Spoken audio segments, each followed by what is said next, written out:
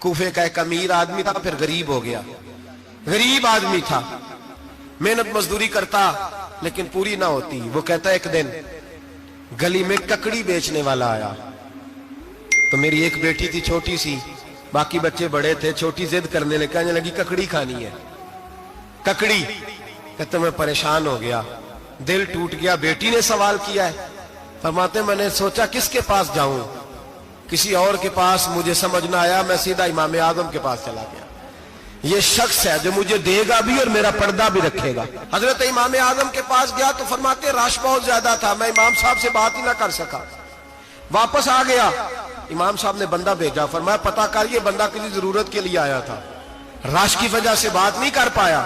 کہتے واپس میرے پیچھے بندہ بھیجا، وہ میرے گھر تک آیا، گھر آ کے اس کو حالات کا پتہ چل گیا، واپس گیا۔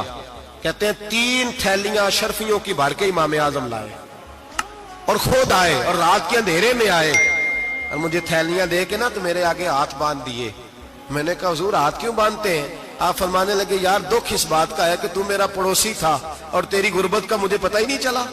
آدمی کہتا ہے میں نے امام صاحب سے مسئلہ پوچھنا تھا، میں نے عشاء کی نماز امام صاحب کے پیچھے پڑھی مسجد میں، تو قاری صاحب نے قرآن پڑھا، اذا زلزلت الارض زلزالہا واخرجت الارض اثقالہا۔ فرماتے ہیں آخری 2 آیتیں پڑھی، فمن یعمل مثقال ذرۃ خیرا یرہ ومن یعمل مثقال ذرۃ شرا یرہ۔ اللہ فرماتے ہیں میں قیامت کے دن تیرے ذرے ذرے کا حساب کروں گا، ذرہ برابر نیکی ہوئی تو تیرے سامنے آئے، ذرہ برابر گناہ ہوا تو تیرے، یہ اللہ کہہ دیا ہے، تو ایسا انشاءاللہ ہو کے رہے گا۔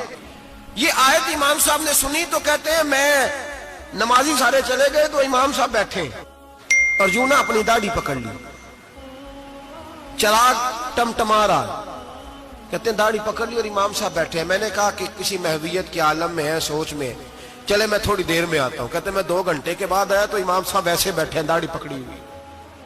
میں نے کہا ٹھہر کے آتا ہوں، میں پھر 1-1.5 گھنٹے کے بعد گیا تو ویسے ہی بیٹھے۔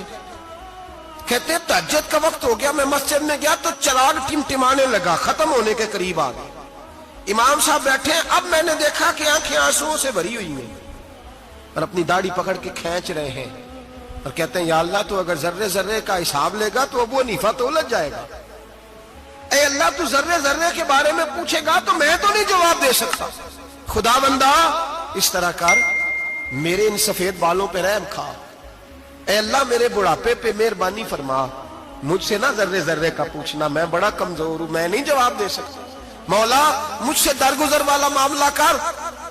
کہتے تڑپ رہے امام صاحب، فجر کی اذان ہوئی تو امام صاحب نے دائیں بائیں دیکھا، میں پیچھے کھڑا تھا، میں نے کہا حضور ساری رات ہی گزر گئی، آپ ایک آیت سن کے پریشان رہے اور میں روزانہ 20 تقریریں سنتا ہوں، درجنوں حدیثیں سنتا ہوں، مجھے تو اثر نہیں ہوتا۔ آپ فرمانے لگے مجھے تیرے معاملے کا نہیں پتا، لیکن مجھے اگر تو نے دیکھ لیا ہے تو کسی کے ساتھ ذکر نہ کرنا مجھے، اور فرمانے لگا پھر تو نیک آدمی ہوگا، تجھے نہیں خیال آتا، تو میں تو جانتا